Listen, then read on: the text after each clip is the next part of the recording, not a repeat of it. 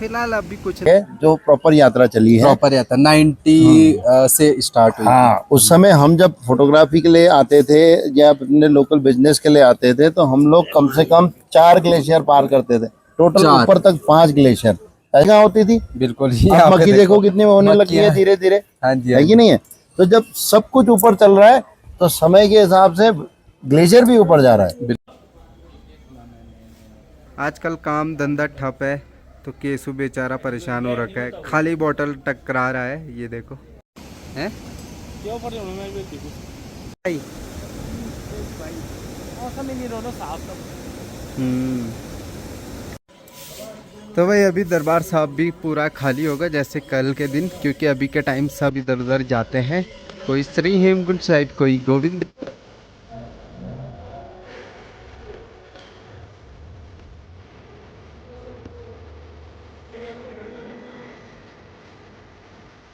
Hello दोस्तों, good morning, नमस्ते, स्वागत प्रणाम आपका गांगलिया गोविंद धाम से। तो भाई अभी सुबह क्या हो रहा है कि मुझे बनानी पड़ रही है चाय यहाँ पे, और यहाँ पे ये बना रहा है मेरे लिए बंद मक्खन।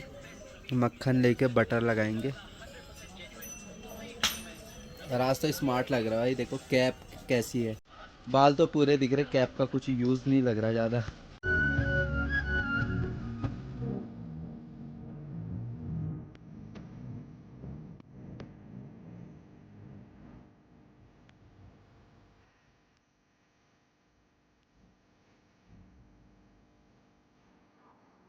हाँ तो भाई यहाँ पे देखो अभी संगत जी मिली है सुबह जाते हुए गोविंद घाट के लिए। और कल आए थे आप लोग, हाँ जी, परसों आए थे परसों, शायद, हाँ जी, हाँ। परसों आए थे, कल कल श्री दर्शन करे हेमकुंड ऊपर करा हमने। साहिब। बढ़िया हुए हाँ, दर्शन? बहुत बढ़िया, बहुत बढ़िया। बारिश हो रही थी? हाँ, बारिश तो 3-4 दिन से हो ही रही है बारिश। अच्छा अच्छा अच्छा। हाँ। और कैसे रहे बस दर्शन? बढ़िया बढ़िया। बढ़िया रहे। हाँ, आप लोगों की वीडियो देखते हैं, वीडियो से बड़ा बड़ा हेल्प मिलता है, पता चलता है रास्ता कैसे है कैसे नहीं है। और दर्शन मतलब पैदल गए आप लोग? हाँ, यानी रास्ते पे गए वगैरह। अच्छा अच्छा अच्छा, पूरी फैमिली आ रखी है छुट्टियां लेकर हाँ जी, के? हाँ जी। चलो बहुत बढ़िया है, हाँ जी, ऐसे हाँ ही जी। बाबा जी आपको बुलाते रहे, बस। हर साल आते रहे और दर्शन होते रहे। और आप लोगों का बढ़िया जो ब्लॉग बनाते हो, लोगों को इतना बताते हो कि ऊपर क्या हो रहा है क्या नहीं हो रहा। हाँ, हाँ, हेल्प मिलती है। हाँ, मोटिवेशन बंदे को होता है, सब किसी को होता है कि भाई रास्ते खुले, आधे बंदे तो डरे होते हैं कि भाई क्या करना क्या नहीं करना। बाकी चलो हाँ, ठीक है sir, okay, thank you okay, so much, thank you. तो आजकल क्या हो रहा है कि ना, अब जैसे ही जुलाई आता है तो कूड़ा वगैरह भी इकट्ठा होता है, और साथ साथ यार जो भालू होते हैं वो इस एरिया में आने लग जाते हैं। तो मेरे को कल भैया लोग बता रहे थे इधर भालू घूम रहा था बोल करके, रात में इधर जंगलों से आ करके कुछ खाने के लिए, अब फिर वापस चले जाता है। काफ़ी डर लगी यार मुझे, क्योंकि मैं सोता हूँ यहाँ फ्रंट पे ही, और ऐसे में तो डर लगी रहती है बिना व्यवस्था के। बट चलो तब भी यह है कि छेड़खानी ना हो जानवरों के साथ तो कोई दिक्कत नहीं रहती। अरे यार तो कई बार देखे भालू, देखा तुमने कल परसों? मैंने नहीं देखा तो ऐसे क्या कर रहे थे? ये खुद ही एक बाल है ये। अच्छा, भालू बता दिया यार भाई को, जबकि मैं तो शेर समझता था। सिंपल से पेड़ों से लटका करके जो टेंट्स बनाया उनमें कितना ज़्यादा डर है कि मतलब भाई भालू आ जाए फाड़ दे कुछ कर दे। बट चलो ऐसी ही ज़िंदगी होती है, डर के भी जीना पड़ता।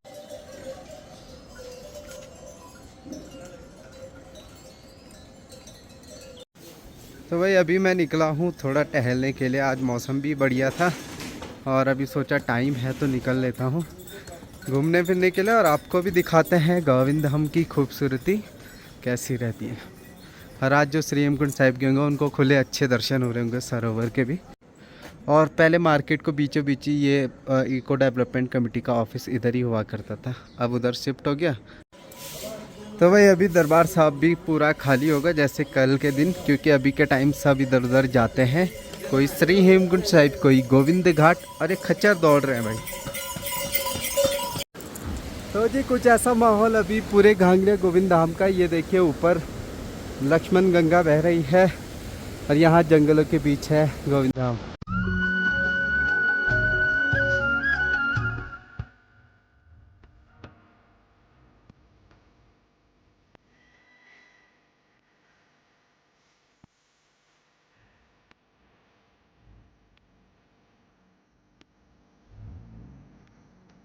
भी कुछ ऐसा माहौल है पूरे इधर का।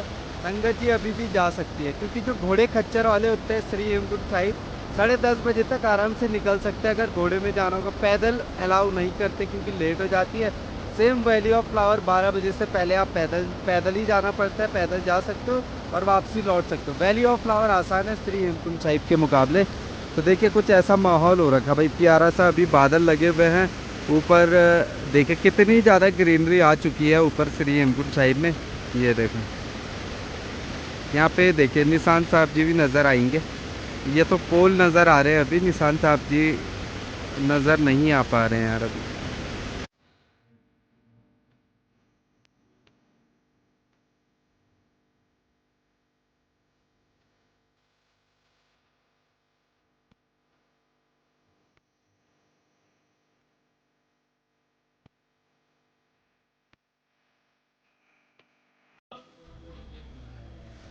आजकल काम धंधा ठप है तो केशव बेचारा परेशान हो रखा है, खाली बोतल टकरा रहा है। ये देखो केशव,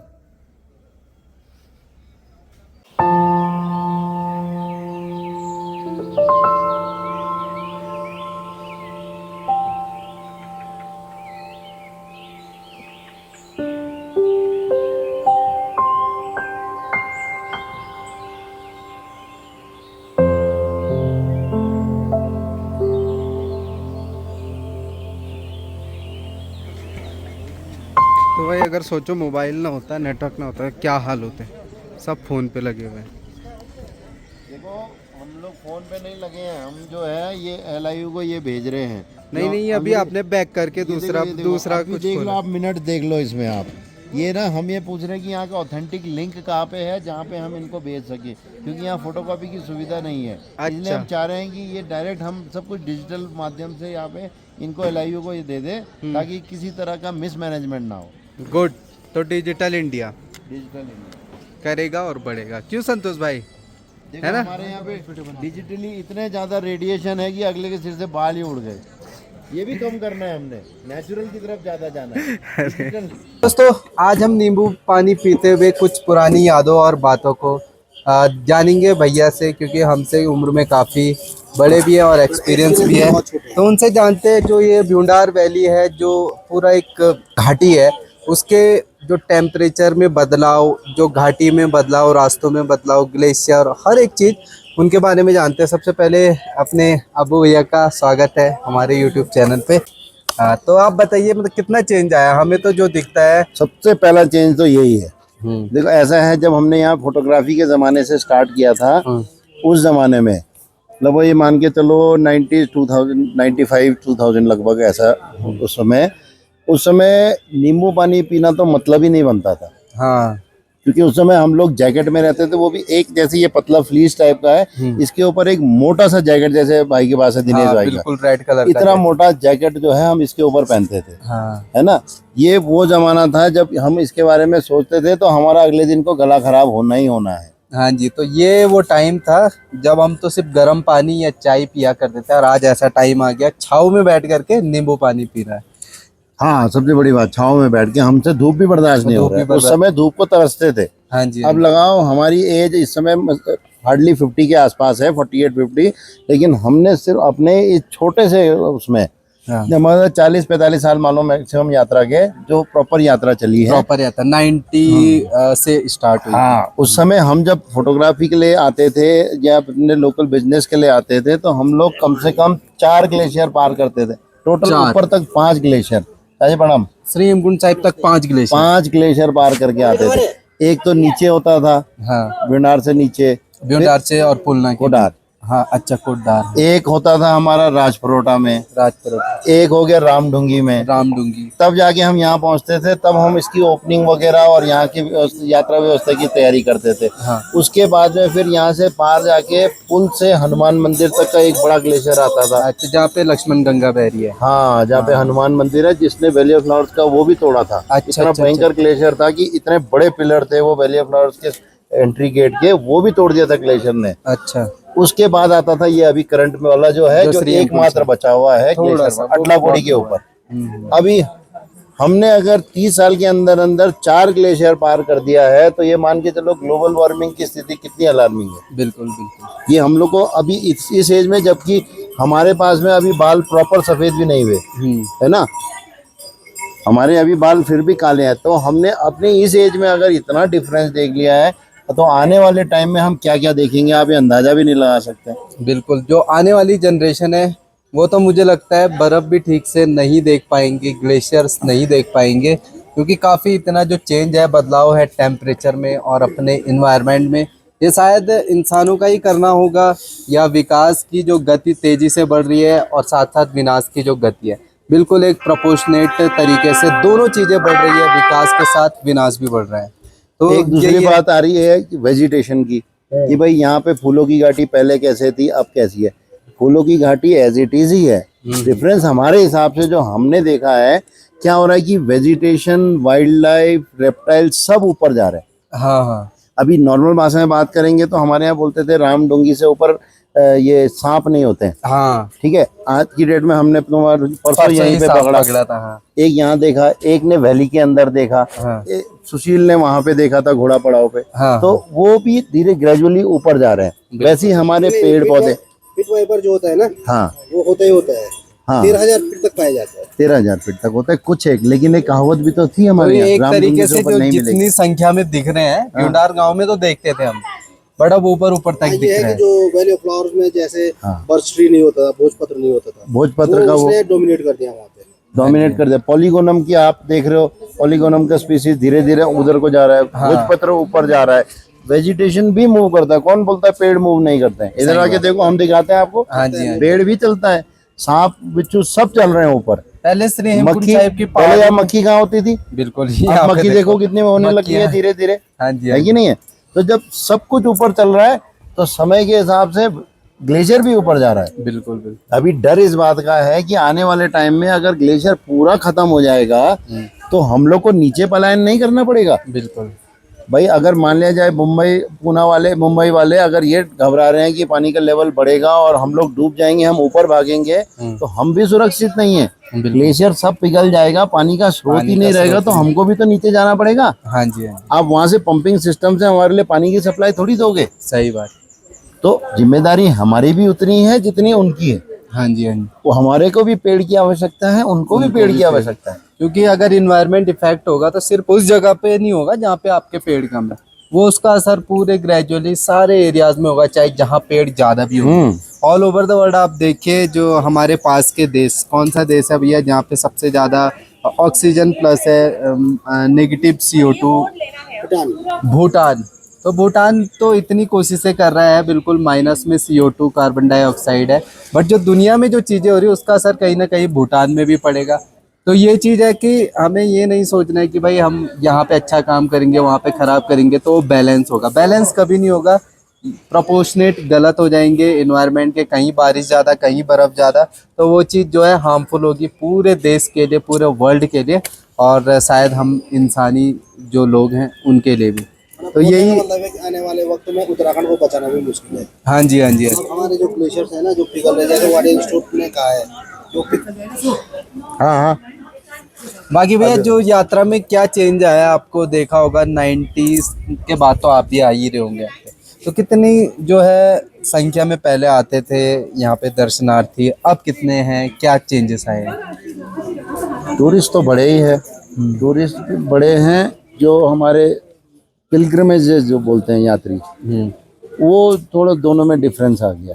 अच्छा। अभी क्या है ना, हमारे टूरिस्ट जो होता है, जो वैली वाले हो गए, ये वाली संख्या बढ़ गई है। हाँ, मेन हमारे पंजाब से आते हैं जो, वो जून तक ही सीमित रहेगी, जून तक में। हाँ जी, हाँ क्योंकि जी, वो अब चीज़ चाहे उनके खेती का इश्यू हो बीच में, या फिर हम लोग का अपने पढ़ाई का बच्चों का है हाँ, उसमें, पढ़ाई तो का। वो सब देखते हुए पहले थोड़ा बहुत फिर भी रेगुलरिटी थी, लेकिन आजकल क्या है, जून तक रहने के बाद में जुलाई अगस्त सितंबर मैक्सिमम वैली ऑफ फ्लावर्स वाले रहते हैं। हालांकि वैली वाले दोनों तरफ जाते हाँ, हैं, दोनों तरफ। जून वाले सिर्फ हेमकुंड जाते हैं। हेमकुंड साहिब क्या था।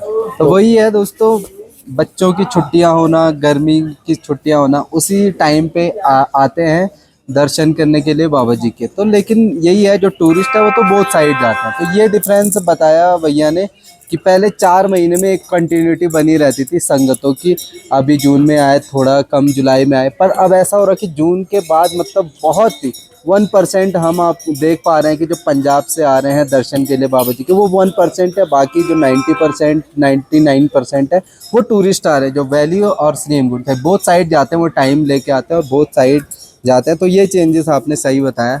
हो सकता है खेती का इशू हो। खेती अभी आजकल जुलाई से ही होनी शुरू होती है फसलें। तो थोड़ा बच्चों बाढ़ की भी आता है नीचे, लोग कई कंडीशन से नहीं आ पाते हैं। हाँ जी हाँ जी, थोड़ा मतलब एक दूर भी है।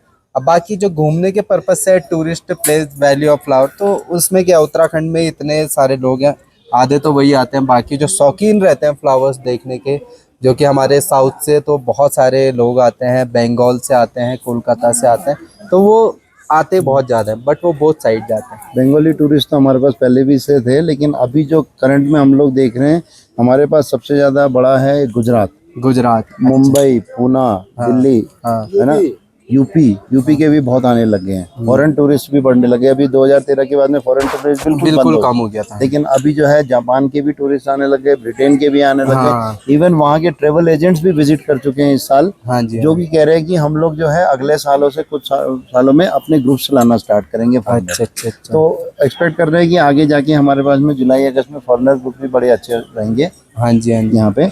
तो ये एक अच्छा impression all over the world जाएगा अगर हम अच्छे से काम करेंगे। जो हमारे लोकल लोगों से भी गुजारिश है, अच्छे उनके वेलकम करें, अच्छे तरीके से उनको रखें, तो ताकि जो ये घाटी है भ्यूंडार घाटी और नंदा देवी बायोस्फीयर जिसके अंडर फूलों की घाटी श्री हेमकुंड साहिब आता है, ये दुनिया के नज़रों में रहे और आते रहे लोग यहाँ पे। जितनी ज़्यादा अच्छा रहेगा हमारे लिए भी, और एक उत्तराखंड में जो टूरिज्म का सिर्फ एक मात्र सोर्स है कमाई का, तो वो भी बढ़ता रहे। और एक और चीज़ ऐड करना चाहूँगा इसमें, जैसे अगर कोई भी इस घाटी का प्लान कर रहे हैं, बेसिकली भ्यूंडार वैली बोलेंगे तो उसमें हमारा Kakbhushundi, valley of flowers, Hemkund Sahib सब आते हैं। लेकिन हम ये लोगों से उम्मीद रखते हैं कि आप अगर इस घाटी में आ रहे हैं तो एक तो आपका गाड़ी छूट जा रहा है। जब गाड़ी छूट ही रहा है और अगर आप में सक्षमता है, अगर किसी तरह की कोई दिक्कत नहीं है, बीमारी नहीं है या चलने में दिक्कत नहीं है, तो आप घोड़ा या कंडी या हेलीकॉप्टर ऑप्ट करें। अदरवाइज इतनी शुद्ध घाटी आपको पूरे वर्ल्ड में नहीं मिलेगी। हाँ जी, एकदम जीरो पॉल्यूशन है यहाँ पे। म्यूल डंग की बात करें तो वो भी नेचुरल है हाँ जी हाँ जी, है ना। तो आप बिल्कुल जितना चाहें आप इसको पैदल अगर यूज कर सके इस घाटी को, उतना पैदल यूज करो और टाइम लेके आओ। हाँ जी, आप आ रहे हैं हेलीकॉप्टर में, एक दिन में उड़ के आए और एक दिन में वापस चले गए, सही तो मान लिया आपके दर्शन, जो सेल्फी पॉइंट वाला दर्शन था वो तो आपने कर लिया, चाहे वैली का हो या हेमकुंड का हो। लेकिन आपने जो बेसिकली हम लोग का फाउंडेशन था कि हम यात्रा क्यों करते थे, सही है, अपने आप को पूरा बॉडी को रिफाइन करने के लिए। रिफाइन करने, सोल है को ना? रिफाइन पहले होते थी नंगे पांव यात्रा, उससे हमारे एक्वापंचर से हमारे पूरी बॉडी हील अप हो जाती थी। हाँ जी हाँ जी, जितने अगर कुछ ब्लॉकेजेस आ रही है वो सारे खुल जाएंगे, कुछ एबनॉर्मेलिटीज आ रही है वो भी ठीक हो जाती सही थी। है, ठीक है, आज की डेट में आप नहीं कर पा रहे हैं, जो नंगे पांव नहीं चल सक रहे हैं, ठंड है कारण है, आप लोगों को आदत नहीं है, पर एटलीस्ट पैदल तो चल सक रहे हैं आप। बिल्कुल पैदल चल के क्या होगा, आप 3 दिन का टाइम ले रहे, 3 दिन तक जितना चाहे पसीना निकालो, सही बात, जितना चाहे आप इधर बैठो उधर बैठो, कपड़े गंदे होंगे। हाँ जी हाँ जी, दिन भर में आपका क्या हुआ, एक जोड़ी कपड़ा गंदा हुआ, आपका पसीना जो इतना निकला चाहे इतना निकला, सही बात, आपने अपने बॉडी से सबको एक्सेस बाहर निकाल दिया। हाँ जी, अब आप जो निकल के आ रहे हैं, शाम को आप नहाते हैं, सब कुछ, थकान भी खत्म, आपका पसीना के साथ में बीमारी भी खत्म, हाँ और उस आपने नहाना तो वैसे ही है। हाँ, सही बात, तो जब आप नहा ही रहे हैं तो एक पूरे साल भर में आप यात्रा करते हैं मुश्किल से 5 साल 10 साल या 1 साल या 2 साल में, बिल्कुल बिल्कुल, तो उस कपड़े को छोड़ो ना, इस कपड़े का इतना मोह क्यों करना। सही बात, अरे गंदा होने दो, गंदा हो- बॉडी का इतना एक्सेसिव, आप बोला हम मेरे को एक्सर्शन हो जाएगा, ये हो जाएगा, ठीक है, नींबू पानी पियो ना, पानी पियो सारे सही रास्ते, आपको डिहाइड्रेशन नहीं होगा। अरे पसीना निकालने का मौका मिला हुआ है, हाँ जी हाँ जी, तो 3 दिन तक इतना पसीना निकाल लो और इतना वर्कआउट कर लो, कपड़े 3 जोड़ी ला के 4 जोड़ी ले आओ, बिल्कुल बिल्कुल, एक नाइट ड्रेस जो हर रोज रात को आराम से पहने, और 3 दिन गंदे करने के लिए गंदे करने के लिए, जहां मर्जी लेट जाओ, जहां मर्जी बैठ जाओ, हाँ जी हाँ जी, पर पैदल यात्रा करो। सही बात, आपका बॉडी का जितना वो निकलेगा ना, स्वेटिंग होगी आपकी, उतना आप हील अप होंगे। और सही बात। इतने शुद्ध वातावरण में आपके लंग से लेके हार्ट से लेके, अब हम तो डॉक्टर है नहीं, पर फिर भी समझ सक रहे हैं क्योंकि हम लोग ने खुद ही देखा, हम तो खुद ही जाते हैं सुबह शाम, कभी इधर घूमने जाते हैं, कभी इधर घूमने जाते हैं, भाई नहाना तो पड़ता ही है बिल्कुल, नहीं है। तो आप तो बड़ी मुश्किल से घर से बाहर निकल रहे, तो एटलीस्ट इतना जरूर कोशिश करो कि आप कपड़े का मोह छोड़ के और शरीर में गंदगी दुर्गंध का मोह छोड़ के आप सिर्फ इसको एज अ यात्रा लो। बिल्कुल भाई मुझे पैदल चलना है, आपने जहाँ पैदल चलना है प्रभु तो आपको मिल ही गए, सही बात, पहले कदम पे मिल गए, पहले वहां जाके तो सिर्फ दर्शन करने हैं। हाँ जी हाँ जी, सही, प्रभु के दर्शन करके प्रभु क्या करते हैं, आपकी इच्छाएं पूरी करते हैं। अरे आपकी बीमारी पहले स्टेप में ही दूर कर दी, सही तो हो बात, तो क्या सिर्फ दर्शन करने थैंक यू बोलने जाओ ना। बिल्कुल, पहले हेल्थ और और दुनिया में सारी चीजें हो सकती है, बस तो और वो ऐसा एक्चुअली क्या पैदल होता है ना, लोग पहले वेल्थ यूज कर देते हैं। वेल बिल्कुल भाई हेलीकॉप्टर में ले ले, घोड़े में ले ले, कंडी में ले ले। अरे भाई अपने पीठ में लाद के देखना क्या खुशी मिलती है जब आप अल्टीमेट पहुंचते हो ना, सही बात। कि भैया मैं पहुंच गया। यही होता है सब जगह का। लेकिन पहुंचने के तरीके होते हैं। अगर आप में ठीक है, आप बीमार हो तो बिल्कुल मत करना, वो गलत रहेगा। लेकिन अगर आप में थोड़ी सी है भाई मैं कर सकता हूँ, सिर्फ जज्बा तो चाहिए। सही बात। कपड़े गंदे करके तो देखो एक बार, इतनी खुशी मिलती है जब आप डेस्टिनेशन पहुंचते हो। कपड़े गंदे जरूर होंगे पर आपका जो बॉडी है, सोल है, वो रिफ्रेश हो जाएगी और जिसकी जो थकान, जो मेमोरीज रहेगी आपकी यात्रा की, वो पूरे साल भर चलती रहेगी। तो वो खुशी अलग ही होगी। उसको फील करते हुए आप पूरे साल भर यात्रा में ही रहेंगे। वो जो खुशी होती है ना, वो सारी जिंदगी आपके साथ रहती है। बिल्कुल। और आप मोटिवेट करते हैं दूसरों को, यार एक बार पैदल जरूर जाना। हाँ जी, हाँ जी। है ना, सिर्फ टाइम कंज्यूम हो रहा है। हम ये कह रहे हैं ठीक है, आपके पास टाइम की कमी है, आप आओ हेलीकॉप्टर में आओ, एक दिन में जाओ। बिल्कुल। नेक्स्ट टाइम जब प्लान करो तब तो आ सकते हो। किसी एक बार मजबूरी होगी, 2 बार मजबूरी होगी। अरे आप रेगुलरिटी में आप यहाँ की मन्नत करो, कहीं आसपास अपने क्षेत्र की करो। पैदल ही करके एक बार ट्राई मार के देखो कि पैदल में क्या कुछ है। हाँ जी, है ना, यात्रा तो कायदे से पैदल ही होनी चाहिए। हाँ जी। तो यही है दोस्तों, बहुत अच्छा लगा भैया से बात करके। दूसरी बात यह है कि कभी भी कंपटीशन नहीं करना है। किस बात से? कि हमें वही साल में 4 यात्रा करनी है, हमें एक ही दिन में गोविंद घाट से श्री हेमकुंड साहिब से वापस गोविंद घाट जाना। ऐसी कंपटीशन कभी ना करें। अगर आप यात्रा में सिर्फ एक यात्रा करो साल में, तो एक यात्रा ऐसी करो कि आप उस मेमोरीज को लाइफ टाइम रखो। ऐसी ज़रूरी नहीं है कि आप हर साल आओ, हर महीने आओ। साल में एक बार आओ, टाइम लेकर आओ। 2 दिन रुको, 3 दिन रुको, 4 दिन रुको, गोविंद धाम में, फूलों की घाटी जाओ, श्री हेमकुंड साहिब बाबा जी के दर्शन करो, बार बार वहाँ पे अच्छा टाइम स्पेंड करो। मैं यही कहना चाहता हूँ, जल्दबाजी में नहीं, टाइम लो तभी दर्शन अच्छे होंगे। और पैदल हो तो भाई भगवान तो ऐसे ही खुश हो जाएंगे। आपके हेल्थ पे भी अच्छा असर देखने को मिलेगा और आपके माइंड सोल कनेक्शन, उसमें भी अच्छा सा कनेक्शन बनते हुए आएगा। तभी आप प्रभु को पहचान पाएंगे और भगवान को जान पाएंगे कि भगवान इतने आसानी से नहीं मिलते। और वेल्थ की जगह हेल्थ दिखाएं तो ज़्यादा बढ़िया है। तो भाई यही था आज की टॉक। उम्मीद करता हूँ आपको अच्छी लगी होगी। बाकी यार मौसम अच्छा है, धूप लगी हुई है, देखो चारों तरफ इतने प्यारे प्यारे मौसमों के लिए आप उतनी दूर से आते हो, हज़ारों किलोमीटर दूरी पे, और यहाँ पे आप आधे एक दिन रुकते हो। तो जल्दबाजी ना करें, आए 1 2 3 दिन रुके, फिर आराम से जाएं टाइम लेके, पूरे हफ्ता 10 दिन का जो है पूरा टाइम लेकर।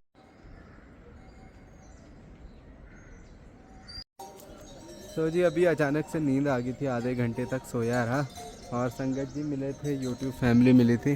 बाकी आज भी रश बहुत लो है, कम है। बाकी टूरिस्ट आए हुए हैं आज काफ़ी।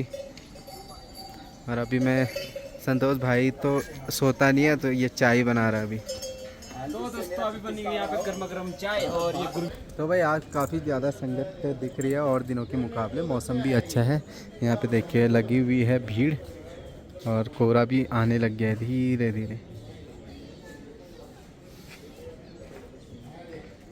और यहाँ पे चल रहा है बैडमिंटन का टूर्नामेंट। ऐसे ही गेम खेल रहे हैं देखो, बिना नेट के।